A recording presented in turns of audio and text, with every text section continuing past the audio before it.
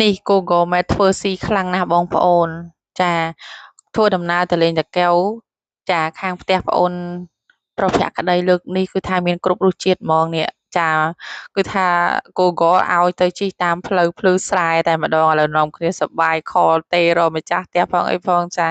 ឡូវយើងបានមកដល់ផ្ទះបានជោគជ័យហើយគាត់កំពុងរៀបចំបាយម្ហូបឲ្យយើងយ៉ាងឈ្ងុយឆ្ងាញ់តែម្ដងនិយាយមែនមានច្រើនមុខមែនតើអ្នកទាំងអស់គ្នាមានតាំងពីនំបញ្ចុកចា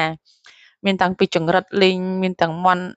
អាំងមានមាន់ដុតអូយនិយាយពីថាសម្បូរបែបហ្មងណាគិតពិតជាអរគុណគាត់ខ្លាំងមែនតើបានស្វាគមន៍យ៉ាងកក់ក្ដៅតែម្ដងហើយនៅក្នុងនេះក៏មានផ្លែឈើជាច្រើនឥឡូវមាត់ខ្ញុំអត់មានតនេសោះទាំងអស់គ្នាមើលតែមាត់ក៏ដឹងដែរថារវល់ប៉ុណ្ណាណាហើយក៏ជាតិប៉ុណ្ណាដែរឥឡូវបងបង្ហាញចានចង្រិតហើយនឹងមានខ្វិតទុំស្វាយទុំស្វាយខ្ចីអូយគ្រប់មុខហ្មងអ្នកទាំងអស់គ្នាមានល្ហុងទុំទៀតចា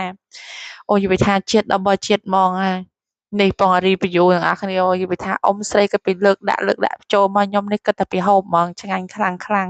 ហើយក៏បង review សុកក៏មានអាទាភ្លើងមកខ្សែទាំងអស់គ្នាហើយក៏ចេញមកថតភ្លាមតែម្ដងព្រោះមិនដែលបានឃើញរថអាទាភ្លើងមកអញ្ចឹងណាចាហើយកន្លែងមកបរិទ្ធីវិញដែលគាត់ជាមេក្រុមនិយាយថារវល់ខ្លាំងជាងគេជាងឯងហ្មងបន្ទាប់ពីរកម្ហូបឲ្យគេហូបហើយមកអាំងពោតឲ្យគេហូបទៀតជាពិថាអាសាមែនតែនបងប្រុសចាហើយនេះពោតខ្ញុំកំពុងមកសម្ដែងចាតែពេលគេអាំងហើយប៉ុន្តែយើងលក្ខណៈថាសម្ដែងតិចតួចហ្នឹងណាដើម្បីឲ្យមានដូចថាបានមកជួយគេដែរអញ្ចឹងណាចាតែពេលគ្មានកាយវិការទេបងប្អូនហើយបានត្រឹមតែមកថតនឹងឯងចាហើយនឹងមកញ៉ាំហើយក៏លេចមកខាងប្រុសខាងយុវជនហើយនឹងបងនេះវិញអាំងពោតមិនទាន់បានក៏នាំគ្នាលក់ទឹកប្រងរកចាប់ត្រីថែមទៀតនឹកឃើញថាខ្វះត្រីមួយមុខទៀតអញ្ចឹងណាអូទៅបានដូចចិត្តមែនបានទាំងត្រីឆ្លូញត្រីទក់ចាសបូរជាងគេត្រីឆ្លូញហ្មងហើយនេះក្រុមស្រីស្អាតគឺកំពុងតែរងចាំមើលថាតើខាងប្រុសចាប់ត្រីបានច្រើនយ៉ាងណាចាប់បានច្រើនជាងគេអញ្ចឹងណាចា